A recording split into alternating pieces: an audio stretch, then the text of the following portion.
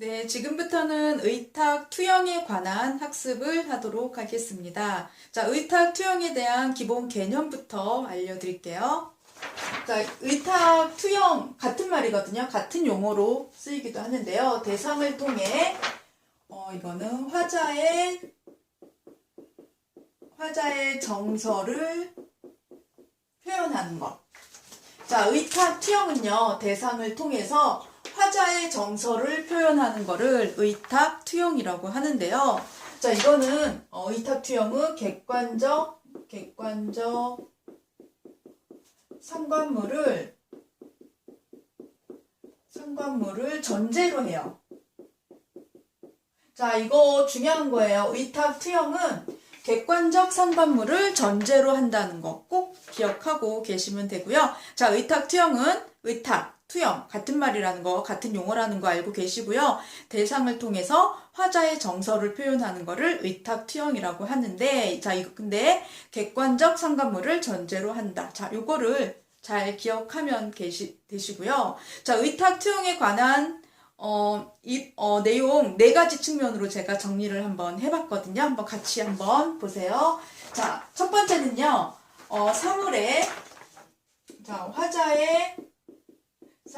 화자의 마음을 담아 보낸다는 거. 사물에 화자의 마음을 담아 보내는 것. 이게 첫 번째고요. 자, 두 번째 의탁 투영에 관한 내용이에요. 사물에 마음을 담아서 기원하고 소망한다.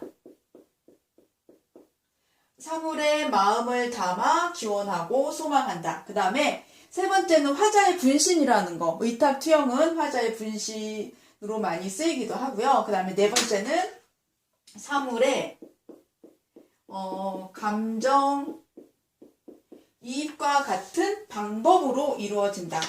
자, 이거 네 가지는 의탁 투영에 관한 우리 학자들의 견해인데요. 이 네 가지 견해인데요. 자, 요거 이런 내용 이런 게 의탁 투영이구나라는 거 정도만 알고 넘어가시면 되고요. 암기는 안 하셔도 됩니다. 자, 의탁 투영은 대상을 통해 화자의 정서를 표현하는데, 근데 객관적 상관물을 전제로 한다는 거 꼭 알고 계시면 되고요. 또 중요한 거는 구체적인 작품을 통해서 이게 의탁 투영된 거를 찾을 수 있으셔야 되거든요.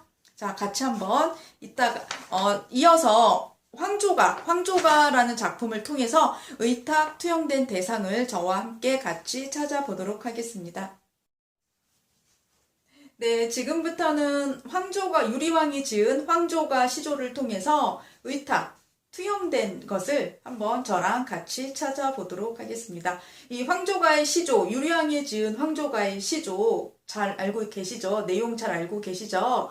이 황조가 시조의 유리왕이 지은 황조가 이 시조의 주제는 뭐라고 알고 계시나요? 주제는 짝을 잃은 외로움과 슬픔을 노래하고 있거든요. 자, 이 시를 저랑 같이 한번 보도록 하겠습니다. 자, 펄펄 나는 저 꾀꼬리는, 암수가 서로 논이는데, 암컷과 수컷이 서로 정답게 잘 노는데, 남녀가 서로 정답게 잘 노는데, 그 말이에요.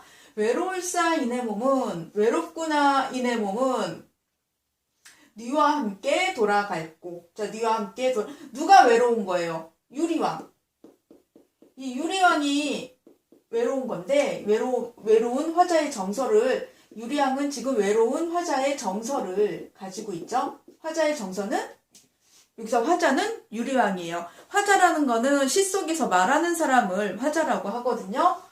시 속에서 말하는 사람은 여기서 유리왕인데, 유리왕이 굉장히 외로워요. 외로운 정서를 가지고 있는데, 근데 이 유리왕의 정서와는 반대로 저 꾀꼬리는 암수가 정답게 잘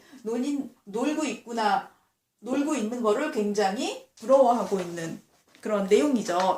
내용 이해 가시죠? 자, 여기에서 의탁 투영된 대상을 한번 찾아보면 뭐가 있을까요?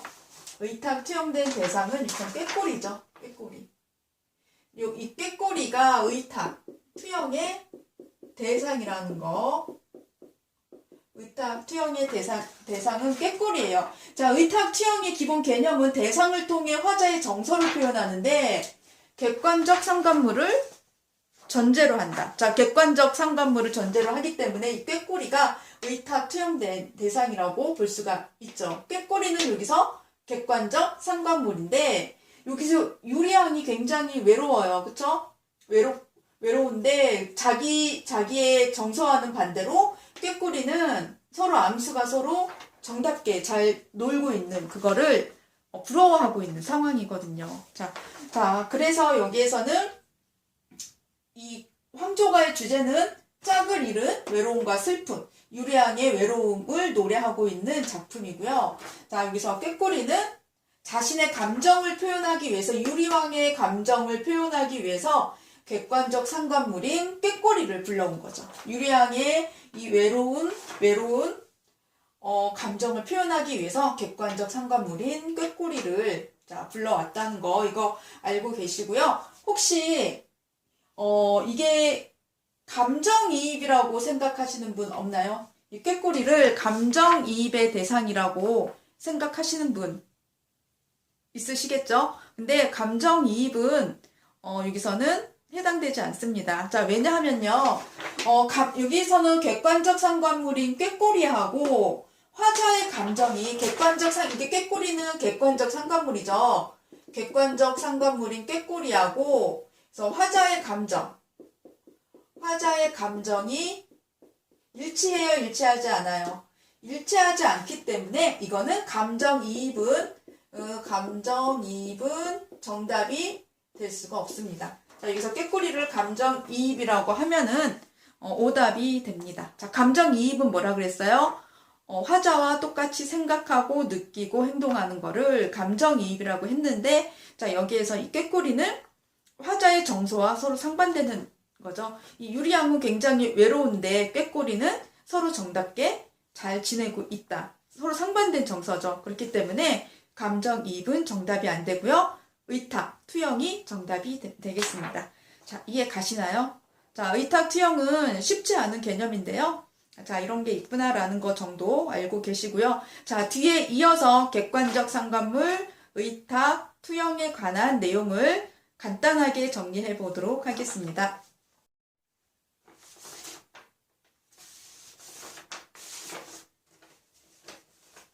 네, 지금부터는요, 19강에서 배운 주요 개념들을 간단하게 정리해보고 마치도록 하겠습니다. 자, 객관적 상관물, 투영, 의탁, 투영, 감정이입, 이 세 가지 이해되시나요?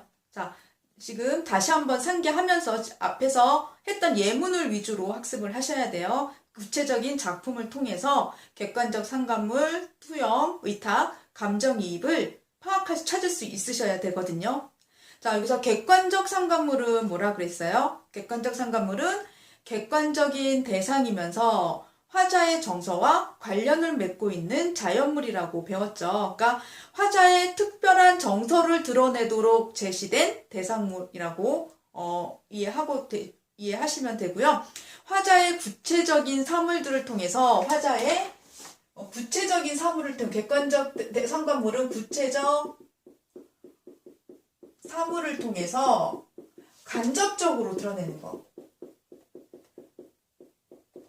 화자의 구체적인 사물을 통해서 간접적으로 정서를 드러내는 거죠. 이 간접적인 거는 정서를 직접적으로 드러내는 게 아니고 간접적으로 드러냄으로써 독자가 좀 더 글의 내용을 이해하기 쉽게 설명하도록 하는 방법이라고 이해하고 계시면 됩니다.